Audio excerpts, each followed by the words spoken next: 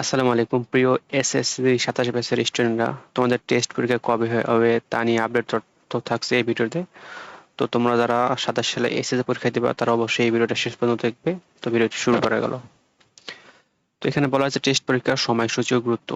দেখো, পরীক্ষার সম্ভাব্য তারিখ: অধিকাংশ স্কুলে তোমাদের টেস্ট পরীক্ষা হবে সেপ্টেম্বরের শেষ সপ্তাহে অথবা অক্টোবরের শুরুর দিকে। বুঝতে পারছো? তোমাদের পরীক্ষা হবে সেপ্টেম্বরের শেষ সপ্তাহে হতে পারে বা অক্টোবরের শুরুর দিকে। আর যথাসম্ভব চেষ্টা করবে তোমাদের পরীক্ষা অক্টোবর মাসে শেষ করার জন্য, কারণ বোর্ড পরীক্ষা ফর্ম ফিল আপ করা হবে অক্টোবর মাসে। তাই তোমাদের পরীক্ষা অক্টোবর মাসের মধ্যে শেষ হয়ে যাবে টেস্ট পরীক্ষা। আর টেস্ট পরীক্ষায় তোমাদের পাশ করাটা হচ্ছে খুবই বাধ্যতামূলক, পাশ করা বাধ্যতামূলক কারণ পাশ না করলে তোমরা বোর্ড পরীক্ষায় অংশগ্রহণ নিতে পারবে না। অর্থাৎ টেস্ট পরীক্ষায় যে কেউ ফেল করে সে বোর্ড পরীক্ষা দিতে পারবে না। তাই টেস্ট পরীক্ষায় পাশ বাধ্যতামূলক। পাশ না করলে কেউ শিক্ষা মন্ত্রণালয়ের নিয়ম অনুযায়ী বোর্ড পরীক্ষায় অংশ নিতে পারবে না বা অংশ নেওয়া হবে না।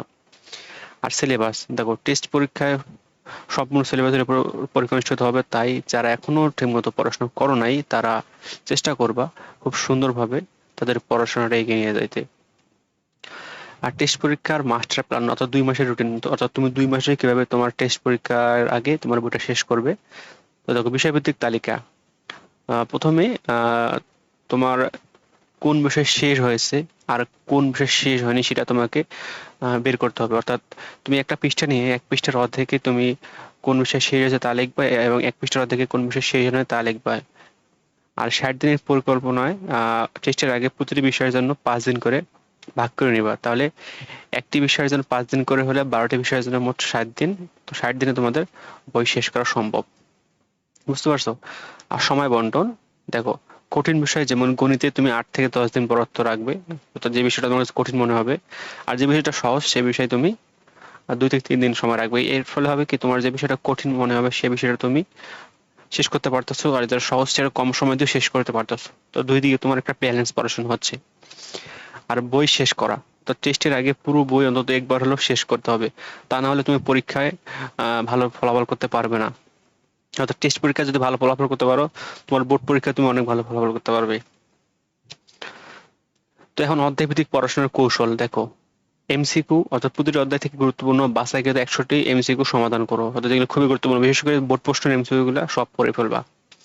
তারপর সৃজনশীল, অর্থাৎ প্রতিটি অধ্যায়ে 10 থেকে 15টি সৃজনশীল প্র্যাকটিস করো। বিশেষ করে বোর্ড প্রশ্ন সৃজনশীল প্র্যাকটিস করলে তোমার পরীক্ষার জন্য হয়ে যাবে বা পরীক্ষা কমন পাবা। আর বোর্ড প্রশ্ন সলভ দেখো, প্রতি 10 বছরের গুরুত্বপূর্ণ বোর্ড প্রশ্নগুলো সমাধান করো। বিশেষ করে তুমি যদি 1 থেকে 2টা বোর্ড সমাধান করো তাতে তোমার সে অধ্যায়ের প্রতি ধারণা চলে আসবে। তো চেষ্টা করবা বোর্ড প্রশ্নকে ভালো করে সমাধান করার। আর জ্ঞান ও অনুধাবন প্রশ্ন, অর্থাৎ প্রতিটি বিষয়ে ক খ গুরুত্বপূর্ণ প্রশ্নগুলো আলাদাভাবে পড়ে ফেলবা, অর্থাৎ সুন্দর করে পড়ে ফেলবা। বুঝতে পারছো? এরপর আস্তে আস্তে নিজের দুর্বলতা যাচাই করা। দেখো, টেস্টের লক্ষ্য হচ্ছে শুধু স্কুলের টপ করা না বা বোর্ড পরীক্ষায় নিজের দুর্বলতা খুঁজে বের করা। তো কি হচ্ছে, টেস্ট পরীক্ষায় দেওয়ার ফলে তোমার কোন কোন টপিকের প্রতি তোমার দুর্বলতা আছে তা তুমি খুব সহজভাবে বের করতে পারবে। তার টেস্ট পরীক্ষায় চেষ্টা করবা ভালো করে ফলাফল করার। আর ভুল সংশোধন দেখো, কোনো বিষয় বা কোনো অধ্যায় সমস্যা হয়েছে বা কোথায় লিখতে বা মুখস্থ করতে সমস্যা হচ্ছে তার টেস্ট পরীক্ষার মাধ্যমে যাচাই করতে পারবা যে তোমার কোন অধ্যায়টা ল্যাকিংস আছে আর কোন অধ্যায়টা বা কোন টপিকটা তুমি ভালো করতে পারতেছো। তারপর পরীক্ষার পরিবেশ দেখো, টেস্ট পরীক্ষাকে বোর্ড পরীক্ষার মতো গুরুত্ব দিয়ে কেউ যদি পড়াশোনা করে তাহলে তার বোর্ড পরীক্ষা অনেক ভালো হবে। তাই টেস্ট পরীক্ষাকে সিরিয়াসলি নিয়ে পড়াশোনা শুরু করে দাও। আর আউটপুট বৃদ্ধি, যারা টেস্টের আগে সিলেবাস শেষ করবে তারা পরীক্ষায় ভালো আউটপুট দিতে পারবে এবং বোর্ড পরীক্ষার জন্য এগিয়ে থাকবে। তো বুঝতে পারছো, টেস্ট পরীক্ষাটা তোমার জন্য খুবই গুরুত্বপূর্ণ। তাই চেষ্টা করবা টেস্ট পরীক্ষায় ভালো ফলাফল করার। তো ভিডিওটা এই পর্যন্ত। যারা নিয়মিত পড়ালেখার আপডেট পেতে চাও তারা এই চ্যানেলটা অবশ্যই সাবস্ক্রাইব করবে। ধন্যবাদ সবাইকে।